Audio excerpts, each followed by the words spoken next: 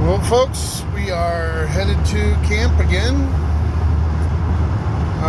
Not sure where I'm going to land, but I believe I'm going to head out towards the Lakes Devide Road up off of 4th of July Pass. Speaking of pass, I'm going to go by this fella.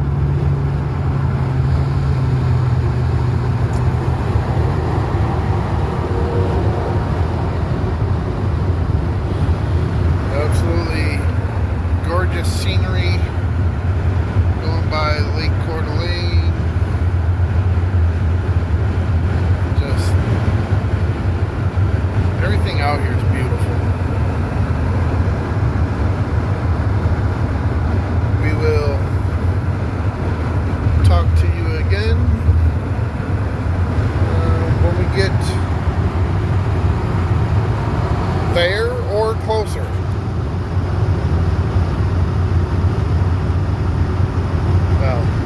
We're going to get a view of this.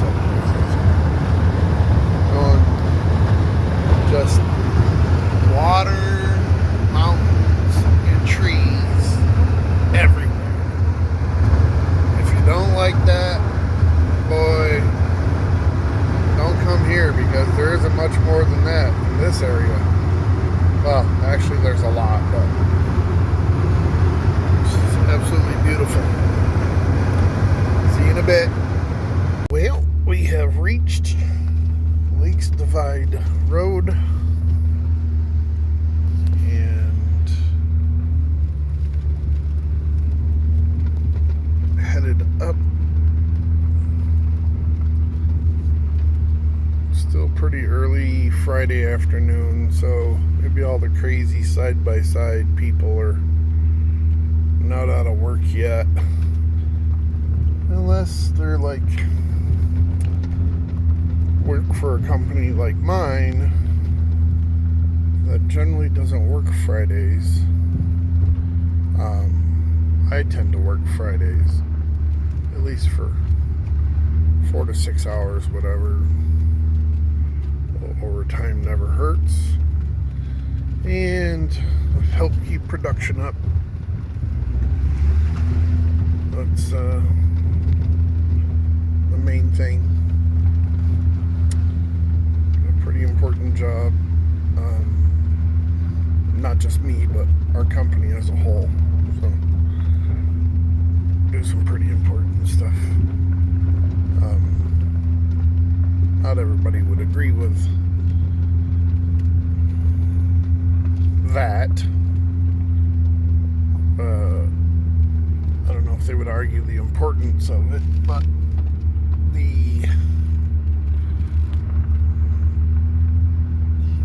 I don't know. Anyway, that doesn't matter.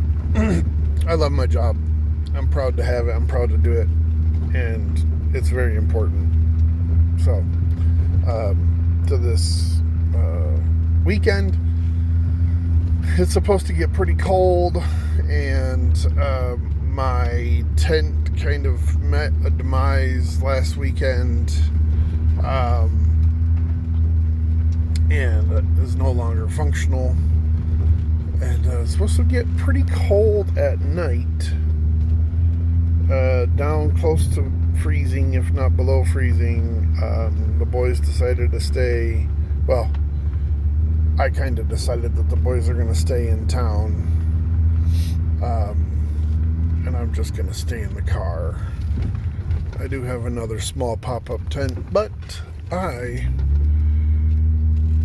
don't need to get sick or chilled through and just ache continuously for days. I've broken enough of myself that I ache consistently anyway. It's only 50 degrees out right now, but the sun's out.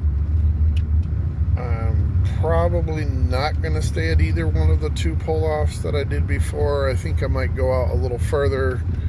I did see some areas that are kind of tucked into the woods. I do have my e-bike with me. I'll tell you, this is close to where I stayed before, I believe, and the view here is just breathtakingly gorgeous. You can see for miles. I do love the wilderness of Idaho. Where we're from in central New York, we have pretty nice views. We don't have mountains like they do here. Our tallest mountain back over in New York is Mount Marcy, I believe, and that's in the Adirondacks, so up around where Whiteface is and all that, and that's only a little bit bigger than the Canfield Mountain, I believe, that's in Coeur d'Alene. I'm not exactly sure. I don't remember what they are, but I know it's within 1,000 feet of it, I believe. Well, hearing gunshots. Maybe we'll see a bear. It is still bear season. As long as I don't get... That was pretty close, so...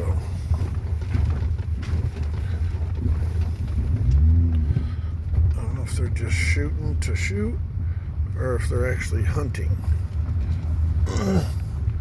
But that was pretty close. So maybe they're up at that spot where I camped out a few weeks ago. Oh, right down there. Shoot. I don't know if you can see it. Pickup truck. That sounded like a handgun. Definitely wasn't a rifle.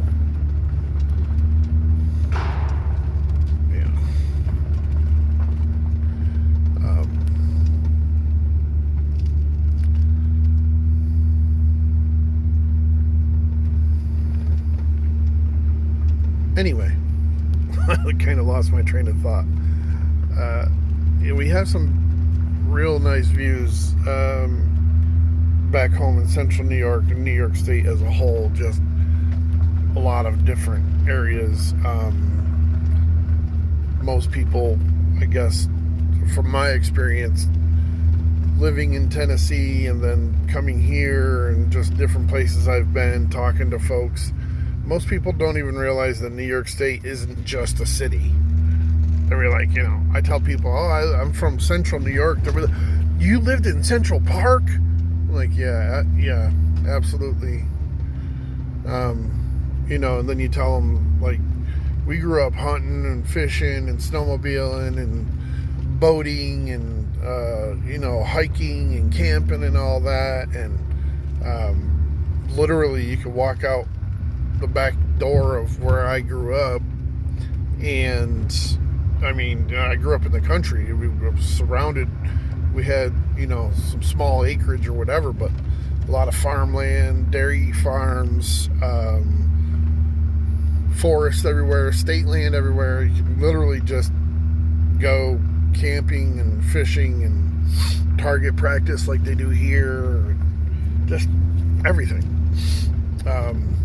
A very similar area, not a lot of big mountains. We do get more snow over there. Years like this year, New York got a lot more snow than we got over here. They got more snow in one night than we had all winter. And they can keep that. I've had enough of it the time I lived there. But anyway, I'm going to cut this off, and I will bring you back when I find the camping spot. And sorry for rambling on, but that's kind of what I do. Later on. All right, welcome back. I saw this spot when I was up here before, and I do not know if anybody's in here, but if they're not, I am going to hoodwink it. I believe it will work mighty fine. It's just off the main road. sunshine. I'm sure there's plenty of shade if I need it. But yeah, I think this will be good. I just wanted to show you that we were tucked in over here. And we'll see you in a bit. After subject starts moving, aircraft will fly to set direction. Obstacle sensing unavailable. Fly with caution. Well, you can see here on this video, if you look at the back of my bicycle, you will notice that my kickstand is down. Well, as you can see, This is one of the most common things for me on this bike. Just because of its location, I don't really think about it. I just pick the bike up and go, and then you'll be able to tell up here when I turn around that every time I turn left is when I realize that the kickstand is still down. It always scares me when it drags, and then I put it back up. I don't know what it is. It's just, I've done it more times than I can count. I would say probably almost every single time that I've ridden this bike, I've left the kickstand down. It's never been a habit of mine. I've been riding motorcycle and bicycle my entire life. My street bikes, cruisers, to my Harleys. Of course, most of those have fail-safes in them, so you can't really do it. But anyway, right here, you will see that I noticed. Yep, there it goes, up, like nothing happened. So, just out for a little quick ride. It is still bear season, and there are a lot of critters out here that would love to have a meal my size. But we're trying not to give them meal to it. Hello, Mr. Truck. Not very common to see vehicles on this road, but they are. And I'm flying here with the DJI Neo in follow mode. It has other preset modes. And I thought I had grabbed the Snaptane P30. My intentions were to utilize that to get some good aerial shots that this drone is not necessarily capable of as far as height goes. And I was going to charge it up on my A-free power bank, and then realized once I got to camp that I did not even pack the Snaptane. So, once again, failure to plan. And I wasn't even in a hurry today. I had plenty of time after work. It's a little after 3 o'clock now, and I only work till noon. So, but back to camp, and pay no mind to me trying to retrieve the drone. It does land in your palm, but you have to be directly underneath it. And howdy, folks. Brad, the Dad Van Adventures channel. Made it to camp out here at the Lakes Devide Road. Bunch of Forest Service roads off of the 4th of July pass here, and just outside of Coeur d'Alene, Idaho. Got camp set up, basically. Went for a little bit of a bike ride with the Neo drone, and got a few minutes of footage, but it's starting to cool off quite a bit, actually. Sun's still up, but there's more shade than there is sun here. But this is an amazing spot. I tell you, it's pretty tucked in. There's spots that go, I mean, I could have went down there, and there's probably 4 or 5 other camping spots around And it's just right off the trail, the main road, as it would be, Logan Road. As you will see, actually you probably have seen, I don't know. I'm not sure when I'm going to have the footage in here, but you will see, I actually met a pickup truck while I was out riding bicycle with the drone. And that guy probably didn't know what the hell was going on seeing somebody out here in a bicycle. Because I'm out here pretty good. I mean, obviously it's not desolate, but a few miles out in the woods anyway. Worked till noon today and had some stuff to do after work. But other than that, I am going to relax, enjoy the peacefulness of it all, and it is quite peaceful out here, just the whispering pines, a little wind, nothing major. You hear critters once in a while. I'm going to have dinner. I just turned my music off, so I don't get copyrighted for that or anything. And get my bunk area ready. I know it sounds kind of foolish, being out here in the wilderness to get away from everything, but I brought my Xbox, and of course there's a TV in the car, but I brought my Xbox. I was thinking about playing some Hunter Call of the Wild. Love that game. Haven't played it in a long time, so if it needs to be updated before it can be played, kind of bumming there because isn't no Wi-Fi out here. So we'll see. I don't know. That's pretty much. It's supposed to get down around freezing overnight. So I like hanging outside, obviously being out in the nature. But if it gets too cold, I'll hang out in the car, and it's a digital version, so all my games are downloaded to it. I don't really need Wi-Fi or online or anything like that to play. So we'll see. I'm hoping I won't need it because I'd rather be outside. But if it gets too cold, I can move my driver's seat all the way forward, and right there in the floor pan area behind the driver's seat, and to where my A-free power pack is and all that. The floor of the car is more than big enough for me to sit and relax without actually being on the bed.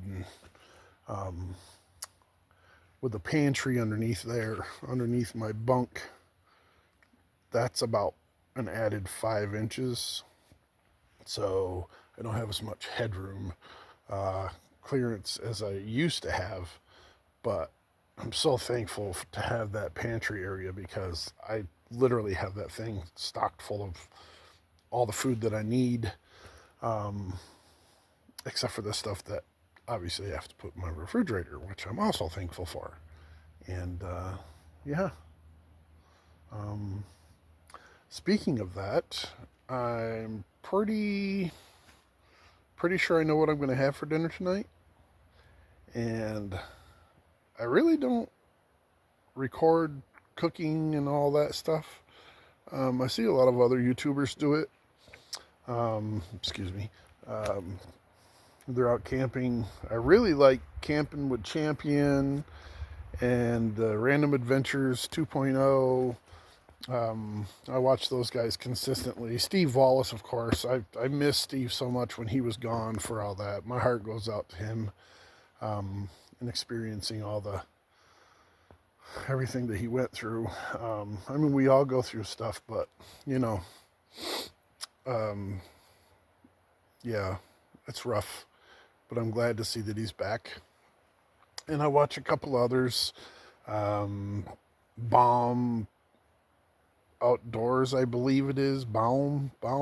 He's actually from this area, North Idaho, somewhere. I believe I've recognized some of the places that he's been. I really like him. You know, he seems like a decent man, and there's a lot of other ones that I watch too that I'm kind of drawing a blank. I watch, stealth camping videos, car camping, um, stealth car camping. There's a young lady, she's from California. I don't really know her real name, but she car camps and stealth camps on a regular basis out there. But she's living or camping out in a Volkswagen Beetle, which is awesome. That's pretty cool. And I don't even remember the name of her channel either, but she's very funny. She's a funny girl, and she gets excited, and she kind of has a growl in her voice. It's something to do with bunny or whatever. She had like flowers on her car, and I'm sure we don't share a lot of common views on things. But you know what? I like her videos. It's pretty cool. You don't have to love people to dig what they're doing. And I like a lot of these creators that are out there doing stuff, and a lot of them actually inspired me. I saw that it was doable living in your car, and this thing has plenty of room, more than some. I've seen some of those videos where people are living in their Subaru Crosstreks, and those things seem like they're 3 feet shorter than my Dodge Journey. Of course, I'm 6'2", 200, and lost a little bit of weight. I'm down to 241 pounds, so I've lost almost 10 pounds in a month, and still eating, still doing everything. I just don't eat as much, and with the warmer weather, I'm riding bicycle a lot more. It is an e-bike, but I keep it at low settings and pedal quite a bit. And yeah, what else? I'm probably going to be here for a couple days. Again, I have obligations on Sunday that I need to take care of every week. And what time is it? Well, it's 10 after 5. I like eating pretty early so it all has time to do what it needs to do before I get horizontal. So I'm going to put this away for a little bit. I'm going to get what I need to get together for dinner, and then how's about we cook dinner together? Sounds like a plan. Yeah, it won't be anything fancy, but it's going to be tasty. And we'll see you in a little bit. Thanks for joining me again. Later.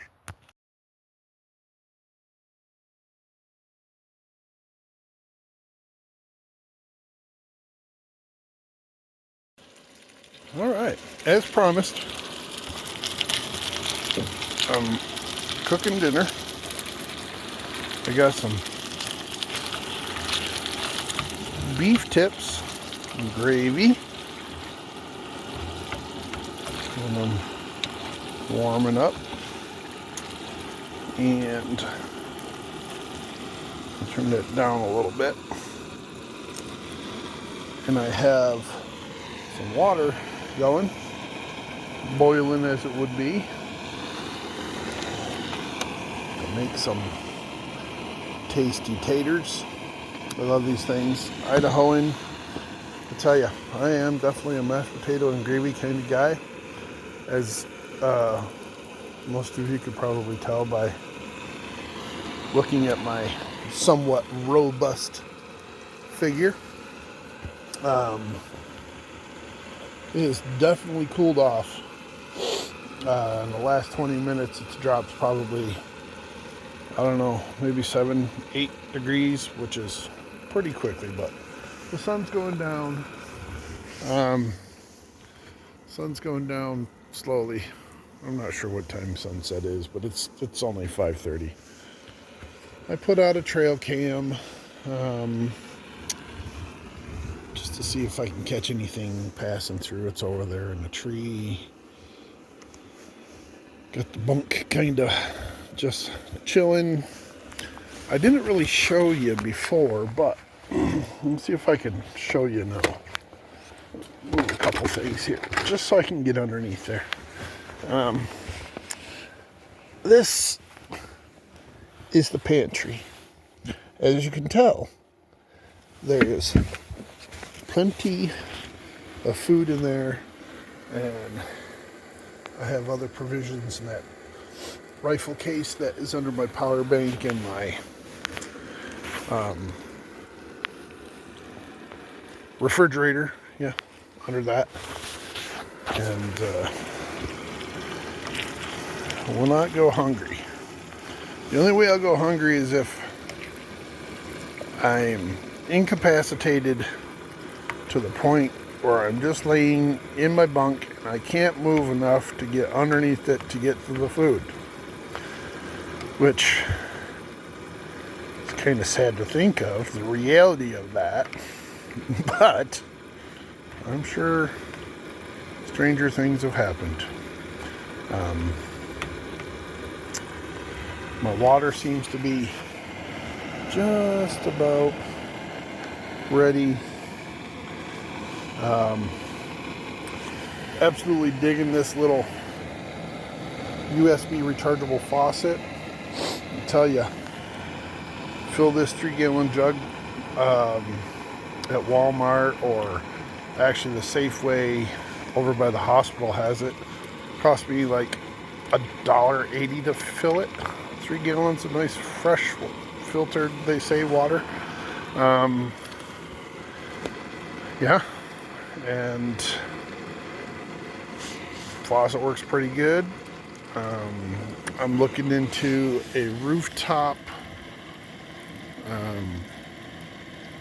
tube shower, I believe it's called. It's kind of like a 6-inch PVC pipe that's about 7 or 8 feet long, and it heats up through the sun shining down. It's a black tube, so it heats the water up. I believe they said it holds 22 gallons. I'd probably make the damn thing actually with just PVC and painting it or wrapping it in vinyl black so it absorbs the heat the same way. And then just a little, again, USB shower head that, you know, caps into it. And yeah, my water's good. My water's ready. But looking into that, I may just end up making one instead of buying one. They're not super expensive, but I'm a pretty handy guy. I'm pretty creative, so I can probably make one for a lot less. And it'd be nice to have, you know, the ability to have heated water like that without boiling it, for like dishes or whatever. I'm sure they have other options, but whatever. Right now, I'm just enjoying what I got. It all works really well together. I got my window screens in, so I don't have to worry about putting my blackout sheets inside or whatever. But all right, well, I'm gonna let you go. Dinner's about ready, and this water is definitely ready to be put in those potatoes. So I will get back at you here in a little bit.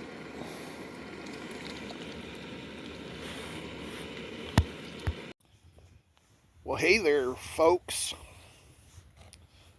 Cooked dinner, mashed taters, and my beef tips with gravy. I got these little Franz hoagie buns. I was gonna kind of make I'd say French dip, but it's not. It's not French dip. I was gonna make, sub, whatever, beef tip and gravy sub, whatever you want to call it. I was gonna do that, make a sandwich out of it, but I decided not to. So we're gonna try this. I mean, I already know it's yummy. It's beef with gravy and mashed potatoes. There's nothing fancy about it. Nothing wrong with it. So, cheers.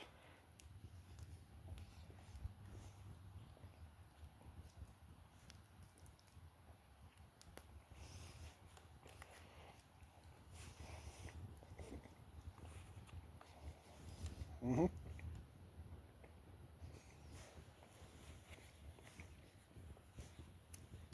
That is a-okay.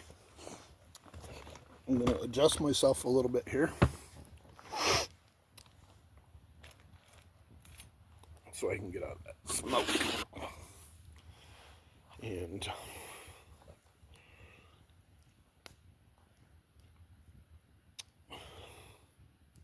yeah, and eat.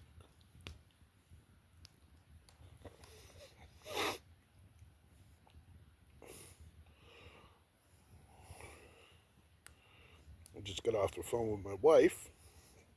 It's nice. She called while I was cooking dinner.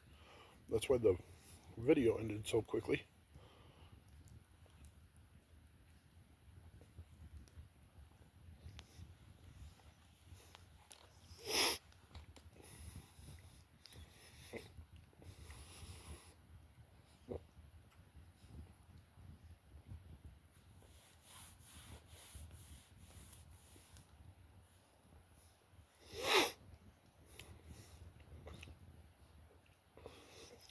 She and a couple of her workmates, friends, are doing a 5K for the spring dash, I think it's called. Benefit 5K tomorrow morning. I think we're all going to try to do the tunnel to the towers in mid-September, September 12th. Smoke just wants to follow me. We'll do this. And it's coming right at me again. Let's see here. Hello. Okay, Miss Doubtfire-ish. So yeah, they're going to be doing that tomorrow morning, downtown Coeur d'Alene, McEwen Park. And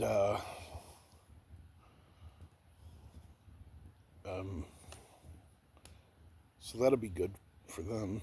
She's doing really, really good. I'd like to do that one mid-September. Like I said, it's Tunnel to Towers. It's a foundation that I personally have been donating to, I guess probably almost since its inception. Obviously, it's 9/11 based support for first responders and veterans and all that. And I was a volunteer firefighter for some years, not extremely long time, but a few years back in New York. Pretty much up until the time I moved here 3 years ago. And yeah, that was definitely something that if I had thought about it at a younger age and quite frankly, got my shit together, would have been an excellent career path for me because I found it very satisfying to be of service to the community, and I think it would have been a great career um, back in central New York. Structural fire and farm medic stuff, EMS, search and rescue, um, basic stuff like that. EVOC, emergency vehicle operations, commands, pump ops. I have hundreds of certificates from New York State, Texas A&M, FEMA, you know, M, Mass Casualty Incident Command, and just all sorts of training. Volunteer firefighters have to go through a lot of um, the same training as professional paid firefighters, um, and you have to have all those certifications, or you can't respond. You can't do something that you're not certified to do technically, because then liability reasons come up and all that. It was definitely a great learning experience for me as far as community service goes, giving back to the community after so many years of kind of not really caring. And then I realized that I had a passion for it. It would have been a great career path, but I think I started in my late 30s being a firefighter. Mid to late 30s? Well, yeah, it has to be late 30s because I was in Tennessee up until I was 36 or 37, 36, I think. But yeah, it was great. I miss it. I miss the brotherhood and the service mindedness of all of it, and involved with the MCs and riding the Harleys, and being involved with that. I was a member of not so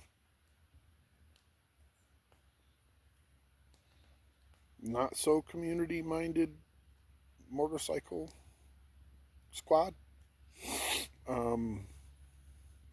motorcycle club, and I left them. It was just they're heading in a direction I didn't care to, and then I became a member in the Red Knights, which is the largest firefighter MC in, I think, the world, but definitely in the United States. And I rode with them for about a year, and then that chapter kind of disbanded because there was just too many people not really interested in doing what needed to be done.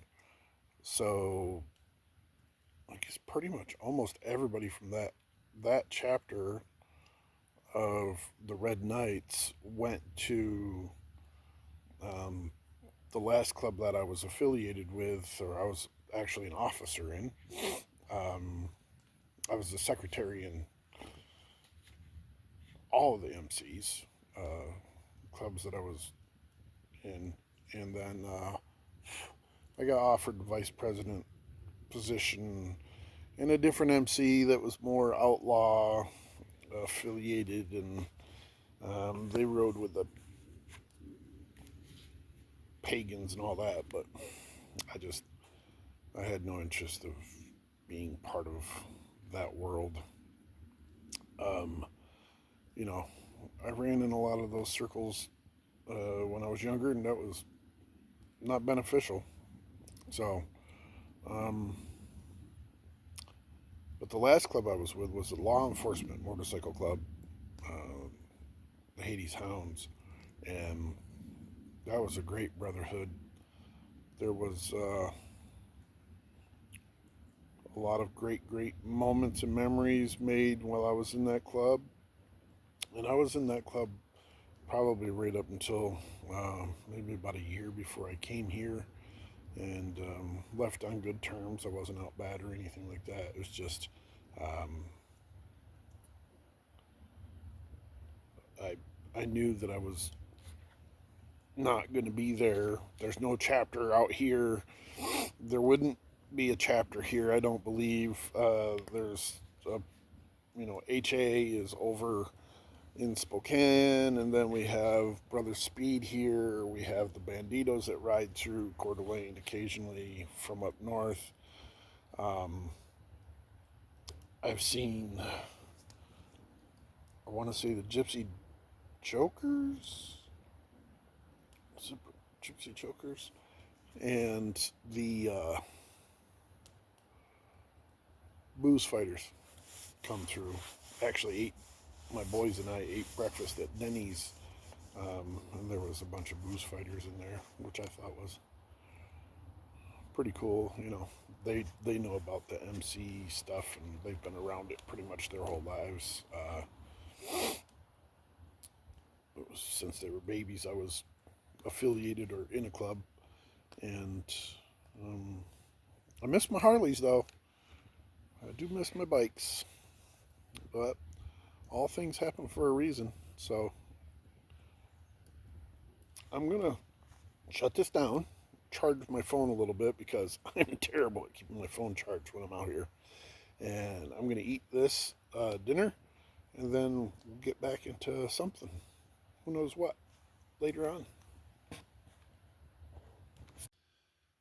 Well, good morning, folks. As you can tell, I'm still in the bunk. It's about 7:30 ish. It's quite chilly outside still.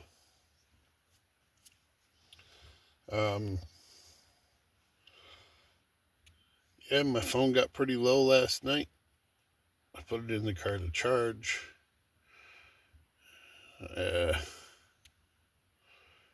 Ate my dinner out around the fire for a little bit, and I'm not sure what it was, but I heard some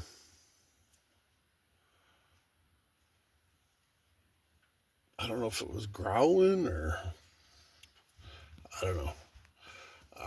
I don't know what it was. I do not trust the big cats. There's a lot of stuff in these woods out here that could probably, well, no probably about it. If they wanted to, if they needed to, I guess for food or the feeling of being threatened, could do quite substantial damage to the point of, you're a meal. And I like to eat. I don't want to be eaten. So I heard it a few different times, just kind of off in the distance in the woods towards the back side of the car. And it reminded me of, like, I've heard bobcats making noise off in the woods quite a bit, especially when I lived in Tennessee. It was similar to that, but I honestly don't know, and I wasn't going to take a chance, so I'm a pretty big guy, but I am no match for a moderately pretty big cat or dog or bear or Wolverine or spider monkey or whatever else. Honestly, I tend to err on the side of caution when it comes to that kind of thing. So I came inside the car, relaxed. I did end up playing Call of Duty. Good grief. Morning fog all over the brain.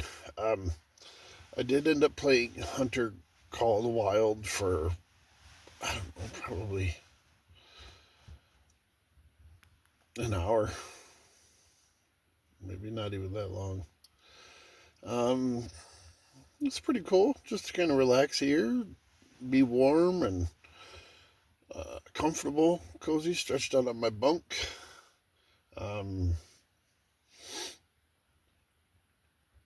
I'll show you let me see here. The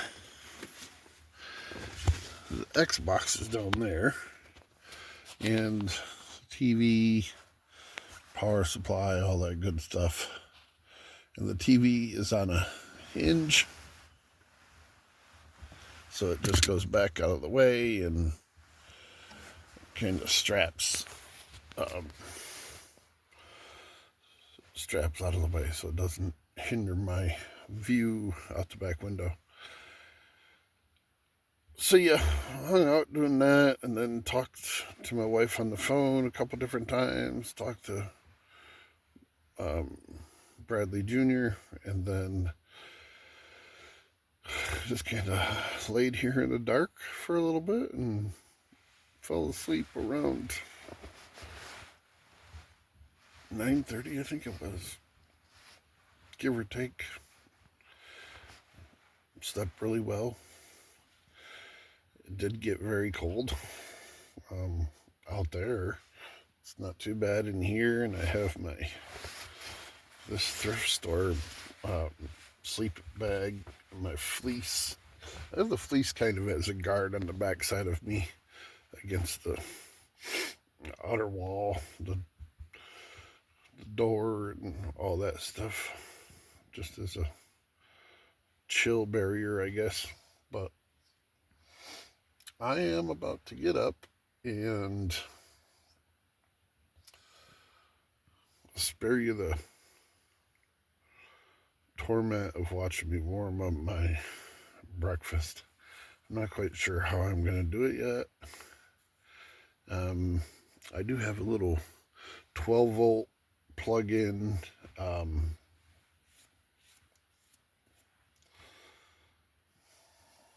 don't remember what it's called. It's like a little sandwich box bag looking thing that you can put stuff in. It heats it up as I drive, so I'll probably do that. Get that plugged in so it can start warming up a little bit, and then get everything tore down. I guess I'm not gonna stay here a second night. I do have some stuff that I need to get taken care of today in town, and then I'll spend some time with Chelsea and the boys and have a nice dinner tomorrow. But yeah, I'm sure this isn't the last time we see each other today. I do have to set camp up. I know that canopy's going to be damp when I fold it up, so I'm going to unfold it back in town, and we'll go from there. But anywho, welcome to today, and be thankful it's here. I'm going to try to make the most of it. And I do have to charge my bike. And maybe we can all go for a ride later. All of us have e-bikes, so we shall see. It's supposed to be a fairly decent day. Mid-50s by this afternoon, which is fine by me, but we'll see. All right, later on. Well, folks, here we are, Saturday morning. I got camp all packed up. I went for a little bit of a walk. Kind of walked around a little bit. I didn't find any tracks of any sort as far as any animals. We will see what was, if anything, got captured on the trail cam. Ooh, almost left behind my hatchet.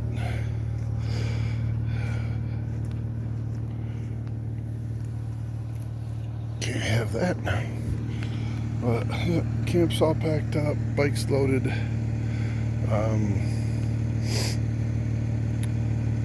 We're gonna mosey on back to town. Probably have breakfast with Bradley and Donald. Chelsea is probably getting prepped at the start line for their 5K this morning. That starts in about a half hour. And we'll ride bikes down there and meet her at the finish line or something.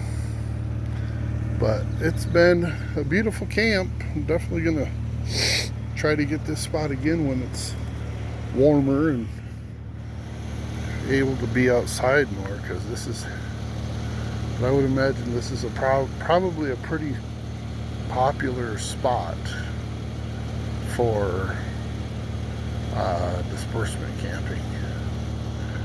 There's a lot of good spots here. But all that being said, we're gonna hop in the journey and do what needs to be done.